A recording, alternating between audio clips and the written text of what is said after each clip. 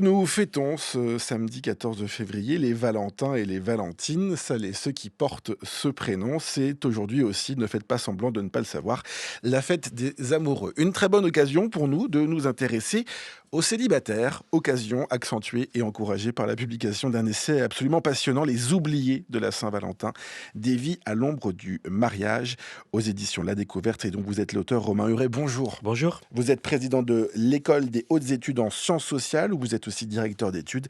On vous connaît bien parce que vous êtes historien des États-Unis. On va s'intéresser à vos travaux qui portent donc sur la vie des célibataires aux États-Unis au XXe siècle. Et puis après le journal de 8 heures, on reviendra un peu en France et de nos jours, ce que signifie d'être célibataire avec vous. Mylène Boucher-Valla, bonjour. Bonjour. Vous êtes sociologue, vous êtes chargé de recherche à l'INED, l'Institut national des études démographiques, auteur de Célibat et normes conjugales, exclusion et exploration à l'ombre du couple, dans le livre collectif La sexualité qui vient, jeunesse et relations intimes après MeToo, sous la direction de Marie Bergstrom. Première question à tous les deux et première remarque avant de se plonger dans le XXe siècle et les États-Unis.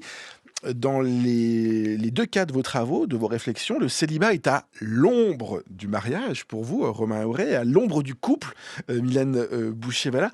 Pourquoi une ombre? En fait, l'idée, c'est que malgré tout ce qu'on peut penser spontanément, le couple reste une norme très forte, et là, y compris chez les jeunes qu'on a étudiés, les moins de 30 ans. C'est vraiment quelque chose qui reste très fort, même si le célibat a une part très importante. Donc c'est ça qu'on voulait souligner. L'ombre, Romain Huret, c'est aussi le côté sombre de l'image peut-être du célibataire qui perdure. Le côté sombre par rapport à la lumière de ce que j'appelle dans le livre l'ordre matrimonial. Et aujourd'hui, nous sommes précisément dans le temps matrimonial qui a été fixé et commercialisé depuis plus d'un siècle, hein. Et ce temps, c'est celui du mariage, celui des amoureux, celui du couple, comme il vient d'être dit. Et donc les célibataires ont toujours un peu l'impression de vivre à l'ombre d'une temporalité très marquée par les fêtes de famille, par la célébration du mariage. Et donc quand vous n'êtes pas marié, quand vous avez une famille plutôt atypique, vous avez ce sentiment d'être un peu dans l'ombre. L'ombre, c'est aussi la marge, Mylène Boucher-Valla. Est-ce qu'ils sont dans Alors, la marge, les célibataires? alors ça dépend, le célibat en fait est assez divers, alors peut-être plus aujourd'hui encore que dans le passé. On a à la fois des célibataires, des jeunes qui n'ont jamais vécu en couple ou en couple cohabitant, qui n'ont jamais été mariés. On a des gens qui ont vécu des unions, éventuellement avec des enfants, puis qui se sont séparés, qui se remettront peut-être en couple ou pas, qui ont envie ou pas de le faire. On a des veufs ou des veuves aux âges plus avancés. Donc voilà, c'est très très variable, et c'est difficile de parler en toute généralité quoi, du célibat. Alors, on va voir comment ils sont marginalisés au XXe siècle aux États-Unis. Romain Huret, vous travaillez sur la fabrique des inégalités économiques et sociales. Et ce sont d'abord justement des inégalités fiscales qui vous ont poussé vers ce sujet d'étude. Une pétition un peu particulière que vous repérez dans vos recherches, on est en 1960, vous nous la racontez? Alors c'est une pétition que j'ai découverte totalement par hasard quand j'écrivais un autre livre sur les contestations de l'impôt fédéral. Et je suis tombé sur une pétition très importante dans les années 60 de célibataires, principalement féminines, qui protestent contre la pénalité fiscale. Alors qu'est-ce que la pénalité fiscale? C'est très simple, c'est le fait qu'à revenu égal, vous payez plus d'impôts si, en fonction de votre statut matrimonial, célibataire ou marié, ou divorcé, ou veuve. Il y a toute une typologie dans le code fiscal. Et ces célibataires protestent en réclamant à la fois une reconnaissance de leur statut matrimonial, elles sont célibataires, ils sont célibataires, et réclamer également qu'on prenne mieux en compte la famille atypique qu'ils forment. Et ça, c'est un point tout à fait essentiel. Ils ont l'impression que le code fiscal ne les présente pas comme des chefs de famille, alors qu'elles sont chefs de famille, alors de familles totalement atypiques, puisqu'elles vivent avec leurs parents, elles vivent avec leurs frères et sœurs, elles adoptent parfois des enfants qui sont considérés souvent euh, qui sont pas considérés que dans le couple, hein, comme un couple traditionnel. Et donc, il y a une demande de reconnaissance de ces familles atypiques.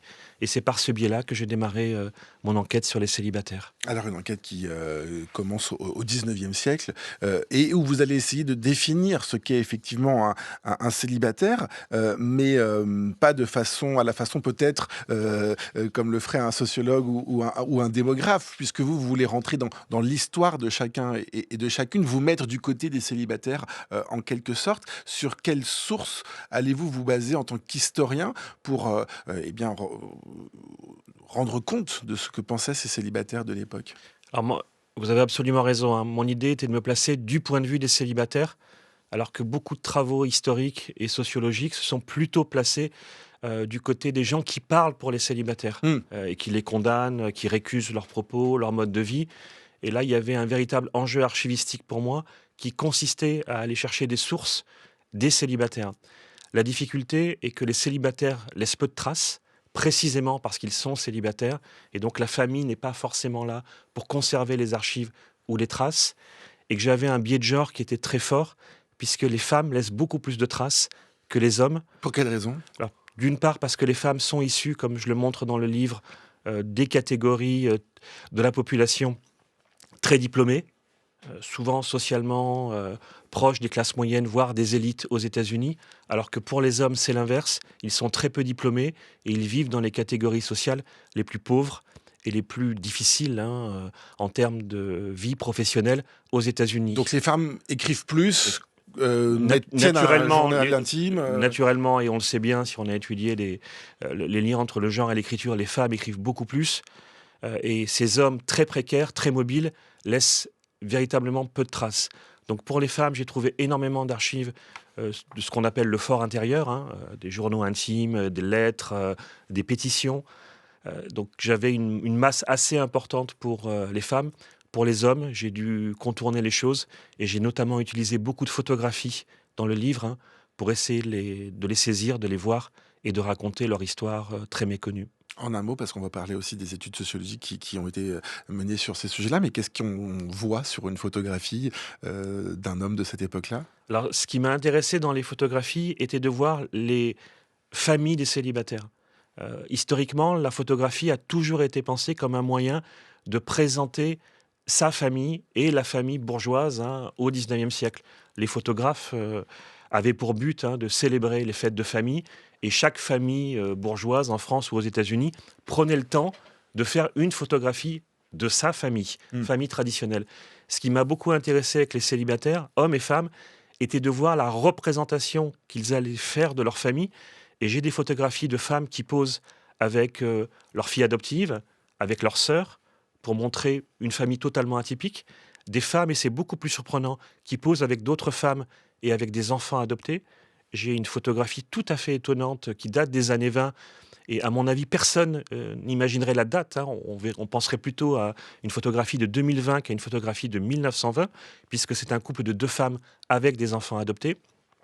Et pour les hommes, on voit très bien que les familles de ces hommes très mobiles, très précaires, âgés de 40, 50 ans, ce sont des sociabilités masculines, des sociabilités professionnelles liées à leur itinérance, à leur mobilité. Et donc j'ai voulu prendre ces photographies issues du monde du travail pour montrer la vie de ces célibataires. Alors, parmi les autres sources auxquelles vous vous êtes référé, il y a évidemment des travaux de sociologie. On pense tout de suite à Pierre Bourdieu, 2002, le bal des célibataires, ou à Robert Park, avec les sociologues de l'école de Chicago, qui se sont aussi intéressés aux rencontres, en fait, là aussi dans des bals. Et ça, c'est intéressant parce que, effectivement, quand on pointe du doigt le célibat, peut-être, Martin Boucher-Valas, c'est d'abord le moment de la rencontre, de la constitution du couple, et on ne s'intéresse pas vraiment à l'énigme, comme disait Bourdieu, de ceux qui ne sont pas en couple. Oui, alors l'ouvrage de Bourdieu, effectivement, il correspond pas mal à la situation des États-Unis aussi, d'un certain point de vue, puisque dans son cas, le célibat concerne le milieu agricole, dans le Béarn, ou Mm. un monde agricole qui est un peu en train de se défaire, face notamment à l'exode rural des filles. Du coup, les aînés qui restent sur les fermes ne trouvent pas d'épouse, et les cadets s'en vont à la ville. Et effectivement, à cette époque, on observait un fort célibat, notamment des ouvriers agricoles, qui étaient vraiment très nets. Et donc, ça correspond aussi, voilà, aux classes sociales les plus défavorisées. Et les cadets de famille qui n'héritaient pas et se retrouvaient aussi traditionnellement célibataires. Donc ça, c'est un phénomène assez commun en France, aux États-Unis à cette époque. Romain Huret, sur les travaux de Pierre Bourdieu, ça vous a donné des idées aussi de comment, justement, vers quelle source aller, et où ne pas aller, peut-être aussi. Alors, c'est un travail fascinant, les textes de Pierre Bourdieu, puisqu'il va s'y reprendre à 3 reprises Mm. pour résoudre cette énigme. Et à ma connaissance, c'est unique dans les annales des sciences sociales d'un chercheur qui va réécrire 3 fois le même texte pour essayer d'aller au bout de la dynamique et de la compréhension de ce qui est en train de se passer. Et cette manière de poser l'énigme, de poser le problème, a à la fois été une source d'inspiration pour comprendre le célibat et comprendre pourquoi ces hommes restent à l'écart du bal. Néanmoins, Bourdieu s'intéressait assez peu au parcours de ces célibataires. On sait que dans son histoire et dans sa manière de faire, l'individu, le qualitatif, lui a toujours posé problème et qui s'en est toujours un peu méfié. Et donc, par rapport à cette proposition bourdieusienne, j'ai tenté peut-être d'aller davantage écouter ces célibataires et de construire l'histoire non pas forcément comme un problème, mais essayer peut-être d'imaginer que ces célibataires assument ou vivent au mieux cette existence d'hommes et de femmes jamais mariés. Ce qui est assez amusant, c'est que vous prenez l'exemple d'un jeu de cartes de la fin du 19e siècle avec le but du jeu, c'est de se débarrasser de celui ou de celle qui n'est pas marié. Ça veut dire que cette stigmatisation, elle est dans l'imaginaire collectif populaire depuis toujours. Ce sont les old maids, ces vieilles filles qu'on appelle aussi parfois les crazy cat ladies, les femmes folles qui restent auprès de chats, en compagnie de chats. Et puis c'est le bachelor, c'est ce vieux garçon qui lui aussi sombre parfois dans la solitude devant son dîner, quoi. Tout à fait, c'est l'ordre matrimonial dont je parlais. La société est construite autour du mariage et utilise toute une série de termes, de proverbes, de médiateurs culturels pour dénoncer, pour stigmatiser les célibataires. Les 2 expressions que vous utilisez sont intéressantes, vieille fille, vieux garçon. Elles sont très présentes dans la langue française encore aujourd'hui. Il y a la question de l'âge qui est essentielle. Le célibat n'est pas vécu de la même manière en fonction de l'âge des individus.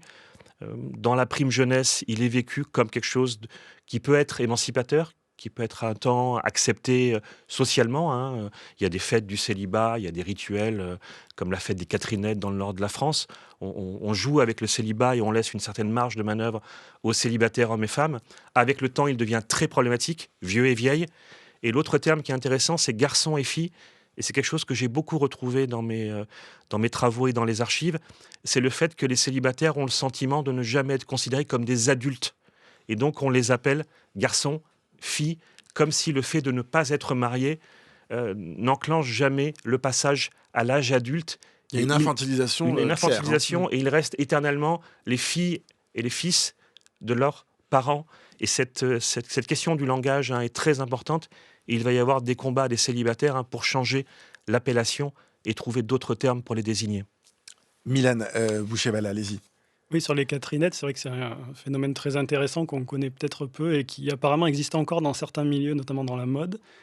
Et en fait, ça correspondait au jour de la Sainte Catherine, les femmes qui avaient atteint 25 ans et qui étaient, donc les jeunes filles qui étaient considérées comme à marier, défilaient avec des costumes assez typiques et des chapeaux exubérants, et en implorant Sainte Catherine de leur donner un mari. Donc ça montre un peu la pression qui existait à l'époque, à un âge qui était quand même relativement jeune pour se mettre en couple. Et effectivement, dans les données, j'avais observé qu'à partir de 25 ans, pour les femmes, les chances de se mettre en couple pour la première fois diminuaient très nettement, même pour les plus diplômés. Alors que ce n'était pas le cas chez les hommes. Les hommes avaient un peu plus de marge pour se mettre en couple plus tard avec des femmes plus jeunes en général.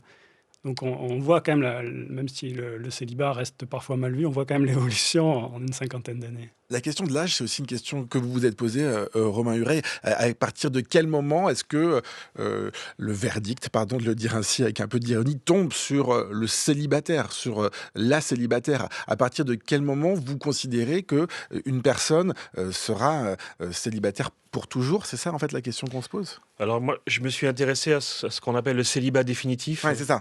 qui est parfois fixé avec un seuil assez élevé, 45-50 ans dans les travaux. J'ai décidé de l'abaisser un peu pour construire un corpus à la fois un peu plus cohérent et tenant compte aussi des représentations sociales et des pratiques culturelles et économiques. Par exemple, la fiscalité aux États-Unis pense que le célibat est définitif à partir de 35 ans. Et c'est le seuil que j'ai retenu, en estimant qu'à ce moment-là, les sorties de célibat sont plus rares. Alors, elles existent et elles restent importantes en fonction des périodes de mon histoire. Elles peuvent être plus ou moins fortes. Mais j'ai décidé de m'intéresser aux hommes et aux femmes jamais mariés à partir de 35 ans, en sachant pertinemment qu'il y avait encore des sorties de célibat et des mariages tardifs.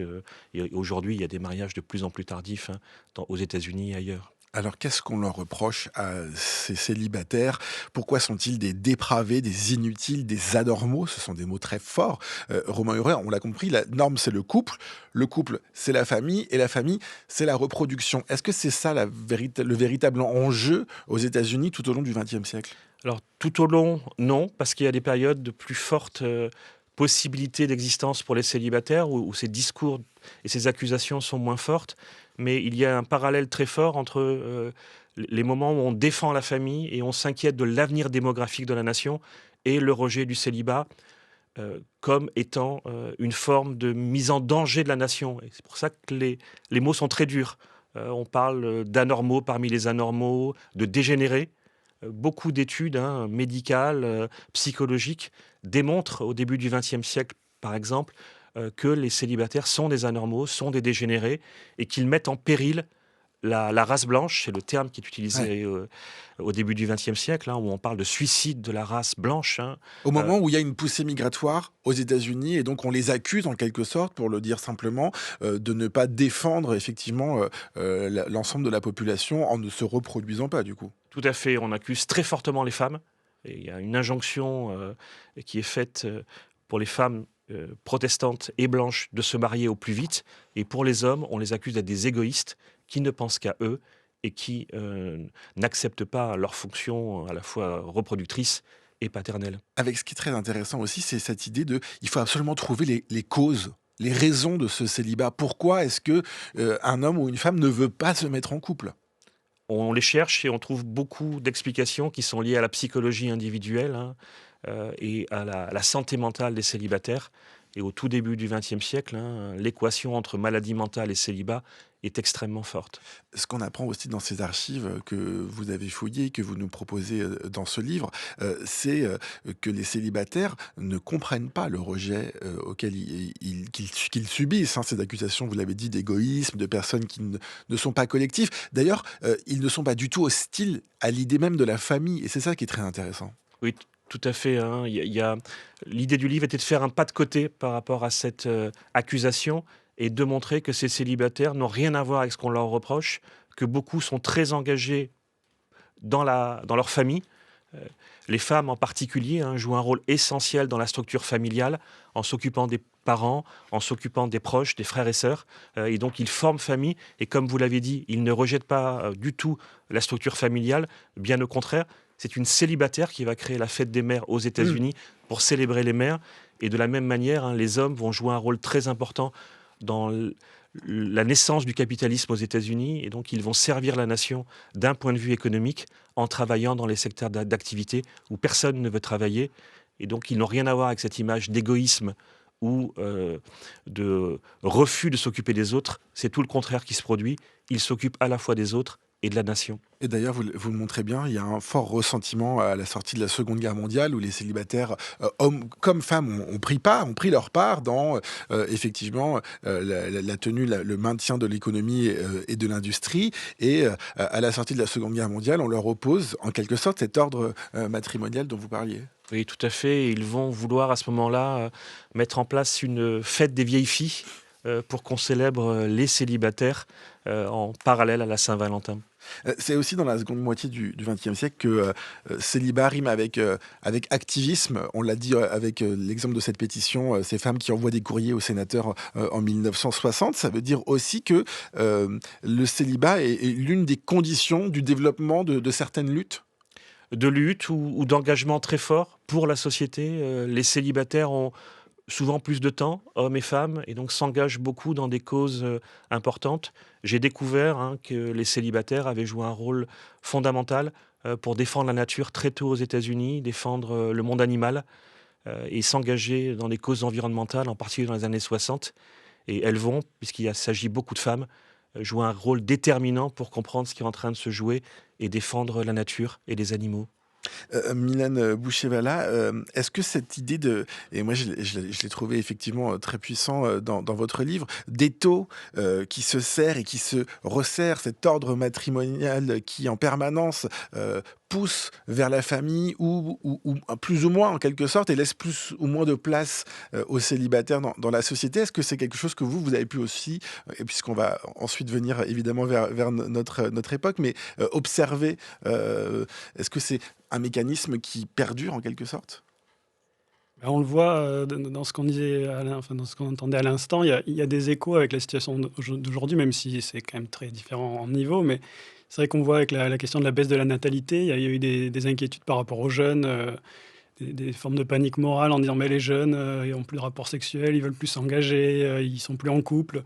Alors c'est évidemment pas du même niveau pour l'instant en tout cas qu'au début du XXe siècle, mais voilà, on retrouve assez rapidement les mêmes, types de réflexions. C'est ça qui est un peu vertigineux quand on vous lit, Romain Huret, c'est qu'on a l'impression que vous abordez des sujets d'aujourd'hui, mais décalés dans le temps et dans l'espace.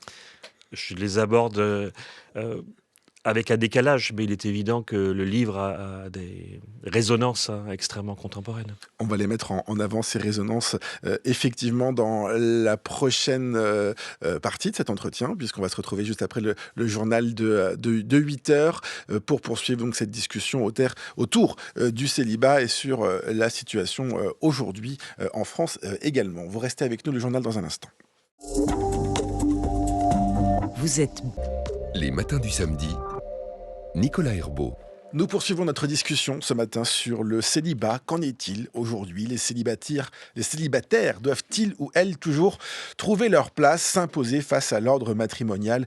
Nous sommes en compagnie de l'historien Romain Huret pour son livre Les oubliés de la Saint-Valentin, des vies à l'ombre du mariage aux éditions La Découverte, et toujours également avec Milan Boucher-Valla, sociologue et chargé de recherche à l'INED, auteur de Célibat et normes conjugales, exclusion et exploration à l'ombre du couple, issu d'un livre collectif dirigé par Marie Bergström. Milan Boucher-Valla, est-ce qu'on peut dresser une sorte de portrait robot, peut-être, de ce qu'est un célibataire ou une célibataire aujourd'hui en France? Alors déjà, on peut dire que c'est assez différent de ce qu'il y avait il y a une cinquantaine d'années où le célibat était plus rare. On a eu un développement continu du célibat depuis cette époque. En fait, aujourd'hui, on a à peu près 2 majeurs sur 3 qui sont en couple et 1 sur 3 qui est célibataire. Donc c'est quand même une situation assez fréquente. À tous les âges, il y a une proportion quand même non négligeable de célibataires, donc c'est déjà un point important. Même si la norme conjugale reste forte, le célibat n'est pas non plus si rare que ça. Donc c'est un premier point à souligner. L'âge de la trentaine, on en parlait tout à l'heure avec Romain Huret, semble toujours ce moment un peu de bascule, ce moment charnière. Qu'est-ce qu'il symbolise, cet âge-là? Oui, en fait, ce qui est intéressant, c'est que dans la jeunesse, autour de 20 ans, la majorité des jeunes ne sont pas en couple, donc la norme conjugale est déjà forte, mais c'est le plus fréquent, c'est de ne pas être en couple. Progressivement, vers la trentaine, on voit vraiment les pressions se renforcer et le sentiment des célibataires d'être en dehors de la norme de plus en plus clair. Et après 30 ans, ça change aussi. Les pressions sont un peu moins fortes. Il y a aussi des personnes qui ont été en couple, qui ont eu des enfants éventuellement, et puis qui sont séparées. Et qui sentent peut-être moins la pression de se remettre en couple, puisqu'elles ont déjà vécu l'expérience et elles n'ont pas forcément, elles voient pas la nécessité de s'y remettre. Et notamment chez les femmes, le taux de vie en couple diminue après 30 ans, alors que chez les hommes, il reste assez élevé jusqu'à des âges avancés. Je ne sais pas si on l'a dit tout à l'heure, Romain Huret, mais la différence, puisque même vous ne vouliez pas faire de distinction entre les genres dans vos recherches, mais la différence entre hommes et femmes, c'était surtout, est-ce que le célibat était subi ou pas? Il était beaucoup plus subi par les hommes, si je ne dis pas de bêtises, que par les femmes, c'est ça? Oui, absolument. Aux États-Unis, le célibat féminin est davantage choisi par des femmes qui sont fortement diplômées et qui, pour beaucoup, sont les premières à passer par l'université. Et en sortant de l'université, un grand nombre fait le choix de ne pas se marier et de conserver une autonomie, une indépendance à la fois sexuelle et sociale. Pour les hommes, c'est beaucoup plus subi, hein. Il est lié à leur très grande précarité, à leur très grande vulnérabilité. Et sur les routes, dans les lieux de travail souvent précaires où ils exercent leur activité, le célibat s'impose peu à peu au fil des pérégrinations et du temps qui passe. Il y a beaucoup de mouvements à l'époque. Les hommes travaillent dans des endroits qui sont évidemment mouvants. Enfin, en tout cas, il n'y a pas de stabilité pour s'installer à ce Il n'y moment-là. a pas de stabilité et surtout les employeurs recherchent des célibataires. Donc ça nourrit aussi le célibat de ces hommes qui travaillent dans ces secteurs-là. C'est d'ailleurs parfois dans le contrat, on ne l'a pas dit, mais c'est aussi ce que vous montrez, c'est que parfois, chez les femmes comme chez les hommes, c'est un peu imposé dans le contrat de travail. Milan Boucher-Valla, justement, est-ce que aujourd'hui on retrouve peut-être la même chose, un célibataire un célibat militant chez les femmes et peut-être plus subi chez les hommes qui veulent, eux, plus aller vers cette norme, ils ont plus à y gagner? Alors effectivement, les hommes souhaitent un peu plus être en couple et disent un petit peu moins que c'est un choix. Mais les écarts sont pas non plus si massifs, donc en fait, les situations sont quand même relativement similaires chez les 2 sexes et on peut penser effectivement que les hommes ont plus à y gagner, notamment en termes de tâches domestiques, donc c'est assez logique qu'ils aient plus envie d'être en couple et la pression sociale est la même sur les 2 sexes. Par contre, ce qui est assez différent des États-Unis ou de la France d'il y a une cinquantaine d'années, c'est qu'aujourd'hui, en fait, c'est plutôt les moins diplômés et les classes populaires qui sont le moins souvent en couple. Alors qu'au contraire, chez les cadres et les plus diplômés, la vie en couple est très fréquente et la pression, du coup, est aussi très forte. Ce qu'on n'a pas forcément en tête. Et finalement, les personnes qui souhaitent le moins être en couple, c'est plutôt les femmes des classes populaires. Alors qu'on pourrait penser qu'elles auraient gagné en termes d'économie d'échelle, quand elles ont des salaires faibles, des conditions précaires. Mais en fait, non, elles trouvent leur compte dans le célibat en termes d'autonomie. Et donc, c'est assez contre-intuitif par rapport à ce qu'on attendrait. Ça vous inspire quelque chose, Romain Hurel, cette idée de répartition Alors cette évolution, Mm. elle est similaire aux États-Unis pour le 21e siècle, hein. On voit très bien que plus que jamais, le mariage est un marché très fort aux États-Unis et que, comme il vient d'être dit, hein, les classes moyennes et les classes moyennes supérieures se marient aussi pour des raisons économiques. Et à l'inverse, il y a on observe une paupérisation. Le célibat masculin, ça a toujours été Le cas. le cas aux États-Unis. Par contre, pour le célibat féminin, on voit que des femmes issues des classes populaires se marient de moins en moins, et notamment les femmes afro-américaines, où là, le taux de célibat noir, hein, augmente à partir des années 50-60, alors qu'il était relativement faible au début du XXe siècle, puisque le mariage pour les populations afro-américaines, hein, représentait un signe très fort d'émancipation après l'esclavage. Donc le taux de mariage au milieu du 19e et au début du 20e était très élevé dans ces catégories. Donc il y a une évolution qui est assez proche de ce qu'on connaît en France. Une pression autour de cette norme conjugale toujours forte, vous nous disiez, Mylène Boucher-Valla, d'autant plus quand le gouvernement appelle, par exemple, à un réarmement démographique ou que le gouvernement va lancer un plan contre l'infertilité en adressant un courrier aux Français de 29 ans pour eh bien, les sensibiliser à ce sujet de l'infertilité et donc de la reproduction. Est-ce que ça c'est inédit? Est-ce que ça s'est déjà vu, cette sorte d'appel à faire des enfants dans les années précédentes?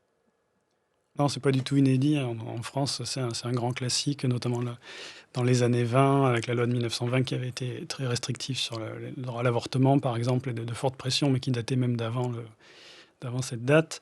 Alors aujourd'hui, pour l'instant, on n'en est pas là. C'est quand même des incitations. On voit une lettre, c'est quand même pas encore le même niveau.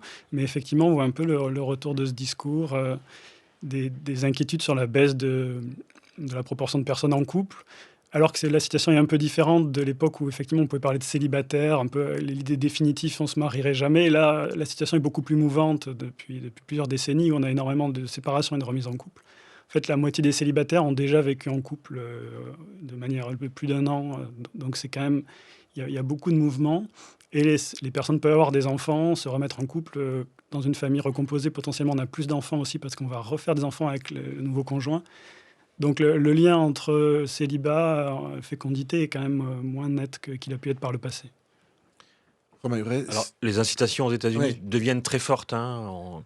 Il y a eu, il y a 2 ans, des propos extrêmement choquants du vice-président, enfin celui qui allait devenir vice-président aux États-Unis, J.D. Vance, hein, qui a recyclé le stéréotype dont vous avez parlé en introduction de la vieille fille à chat, hein, en déplorant le fait qu'il y avait trop de femmes sans enfants qui dirigeaient le pays et qu'il fallait bien évidemment que ces femmes fassent des enfants. il visait Kamala Harris. Il visait Kamala Harris, mais il visait plus généralement toutes ces femmes de pouvoir qui ne faisaient pas d'enfants et qui, pour beaucoup, sont célibataires. Mais il n'y a pas que des incitations verbales, il y a aussi des incitations très concrètes. Et la fiscalité redevient, de manière intéressante par rapport à mon livre, un moyen d'inciter les couples à se marier et à faire des enfants.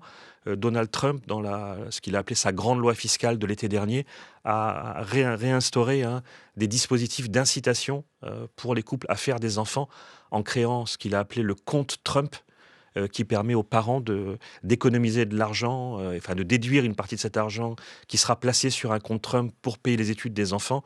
Mais dans ce cas-là, il faut être marié pour bénéficier de ce compte Trump. Donc les incitations sont peut-être plus fortes aux États-Unis et elles passent souvent par la fiscalité qui a toujours été un moyen de relancer la natalité. C'est d'ailleurs le cas en France aussi. La fiscalité est plus avantageuse pour les gens qui sont en couple, mariés ou pacsés. D'ailleurs, il y a des pacs aussi qui ne sont pas des pacs romantiques, si je puis dire. Je sais pas comment le dire. Oui, on a des gains avec le quotient familial qui permet en gros de faire la moyenne des deux revenus. Donc effectivement, on peut y gagner de ce point de vue-là. Et c'est une grosse incitation. Vous parliez, Romain Huret, justement de ces propos de Dee Evans sur voilà, la Crazy Cat Lady, ces vieilles filles qui restent en compagnie des chats. Et on parlait tout à l'heure de cette idée des célibataires qui revendiquent, en tout cas, les femmes célibataires qui peuvent, dans la seconde moitié du XXe siècle, prendre une part militante très importante pour différentes causes dont on parlait tout à l'heure. Mais j'ai l'impression aussi qu'il y a un mouvement de revendication d'être cette fameuse vieille fille, en tout cas d'inversion du stigmate chez certaines, et aujourd'hui aux États-Unis aussi, avec une forme, enfin, avec un message pour dire, voilà, je peux être une femme émancipée en dehors du couple et en dehors de la maternité. Alors, la version du stigmate démarre dans les années 60 de manière très forte, et elle est essentielle puisqu'elle va permettre pour les célibataires d'avoir davantage de droits, en tout cas des droits équivalents à ceux des hommes et des femmes mariées. Et je le dis dans le livre, un des lieux qui va devenir iconique de cette réaffirmation des droits des célibataires et de renversement du stigmate, c'est la piste de danse. On a évoqué Bourdieu Décidément. et le bal du samedi soir. Il y a une musique qui va incarner la libération des célibataires, c'est la musique disco. Dans les années 70, tout le monde connaît la fièvre du samedi soir, mais qui est un lieu, une musique qui va être vue très vite comme l'espace de renversement du stigmate. Vous êtes célibataire, mais finalement, vous vous revendiquez comme tel, et vous avez le sentiment d'être davantage émancipé, d'être plus heureux que l'homme ou la femme mariée. Et les conservateurs ne s'y trompent pas, puisqu'ils vont voir dans le disco une musique diabolique. Et en 1979, il y a un épisode que je raconte dans le livre. Un DJ conservateur de Chicago appelle la population à venir brûler des disques disco dans un stade de la ville pour protester contre cette musique maléfique, cette musique du diable qui remet en cause l'ordre matrimonial. Donc la version du stigmate est très forte, et beaucoup aujourd'hui revendiquent ce choix de ne pas être en couple pour affirmer une volonté d'indépendance et d'émancipation, en voyant le mariage comme une prison. Une prison peut-être dorée parce qu'il y a des avantages économiques, mais malgré tout, culturellement et d'un point de vue social, certains perçoivent ce mariage comme une prison. On reste encore un instant aux États-Unis pour parler des hommes célibataires. Est-ce qu'aujourd'hui l'image de l'homme célibataire a changé aussi? On parle souvent des incels, des célibataires involontaires qui s'affichent comme des victimes, en quelque sorte, des femmes qui refuseraient cet ordre matrimonial, qui refuseraient de se mettre en couple, et notamment avec eux. Il y a aussi là aussi une forme d'inversion, en tout cas de la représentation de l'homme célibataire. Il y a une inversion qui est liée à une instrumentalisation politique, ce qui n'a jamais été le cas dans l'histoire que je raconte de ces hommes célibataires qui vivaient dans des espaces très particuliers leur célibat. On voit apparaître depuis une vingtaine d'années, en lien avec le mouvement conservateur et la stigmatisation des femmes célibataires, l'idée que les célibataires masculins seraient les victimes d'une culture trop progressiste, d'une conquête des droits des célibataires. Et Trump est particulièrement habile à mobiliser leur vote et à mobiliser cet électorat en estimant qu'ils sont les victimes de ces femmes, de ces crazy cat ladies qui ne veulent pas se marier. Et donc, il les instrumentalise très fortement à tel point que certains basculent dans ces formes d'extrémisme, comme les incels qui ont visé de manière très violente certaines femmes. Alors, je disais que votre livre avait des résonances avec ceux qu'on vit aujourd'hui en France. On a parlé de ces incitations orales, pour l'instant écrites, avec cette lettre qui va être envoyée pour le rebond démographique français. Mais il y a aussi la question des aidants, qu'on a abordé tout à l'heure un petit peu. C'est aussi une question aujourd'hui, Mylène Boucher-Valla, les aidants, ces personnes qui jouent un rôle dans leur famille, auprès de leur famille, alors qu'ils ne sont pas obligatoirement célibataires d'ailleurs aujourd'hui, mais qui arrivent à trouver dans leur famille un rôle très particulier aussi entre les générations. Alors ça, c'est effectivement un gros enjeu avec le vieillissement qui est quelque chose d'inéluctable et d'anticipé depuis la fin du baby-boom, en fait. Et effectivement, ça revient un peu sur le devant de la scène avec la baisse du nombre de naissances, puisque tout d'un coup, on réalise qu'il y a plus de décès que de naissances, et donc on s'inquiète de ce phénomène. Mais en fait, baisse de la natalité ou pas, le vieillissement sera là, et donc cette question de la dépendance, effectivement, va se poser. C'est amusant de se dire que c'est une question en fait qu'on se pose partout et depuis toujours. Effectivement, comment est-ce qu'on fait pour prendre en charge sa famille au sens large, comme vous le montrez d'ailleurs dans votre livre, Romain Huret. Alors, historiquement, on va donner cette tâche aux célibataires et notamment à la femme célibataire, à la fille célibataire, hein, celle qui ne se marie pas. Et dans beaucoup de communautés au début du XXe siècle aux États-Unis, notamment la communauté irlandaise, la fille qui ne se marie pas doit s'occuper de ses parents, doit s'occuper de ses frères et sœurs, parfois malades, parfois handicapés, et elle va jouer un rôle très important dans cette histoire familiale. Elle va souvent être la gardienne de la famille, celle qui connaît l'histoire familiale et qui est capable de la transmettre, même si elle ne se marie pas. Et souvent, dans le mouvement de protestation fiscale qu'on évoquait, il y a une revendication très forte de reconnaître ce statut d'aidant ou d'aidante.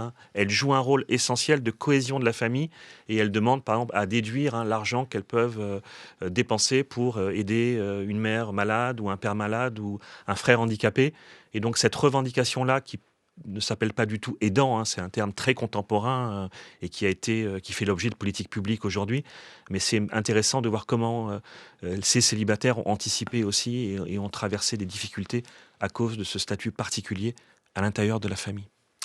Voilà ce qu'on pouvait vous dire ce matin sur le statut des célibataires et du célibat. D'ailleurs, je renvoie vers l'émission de Marina Carrère-Dancos ce midi qui parlera de ce statut des aidants. On fait des liens entre les émissions ce matin sur France Culture. Merci à tous les deux d'être venus. Milan Boucher-Valla, je rappelle votre texte issu de ce livre collectif dirigé par Marie Bergstrom, Célibat et normes conjugales, exclusion et exploration à l'ombre du couple. Romain Huret, merci à vous également. Les oubliés de la Saint-Valentin, des vies à l'ombre du mariage. C'est aux éditions La Découverte. Merci à tous les deux d'être venus ce matin sur France Culture. Les matins du samedi se poursuivent. Dans un instant, notre rencontre avec l'écrivain Théodore Eristavi. Mais d'abord, à 8h37, notre fil pop culture. C'est le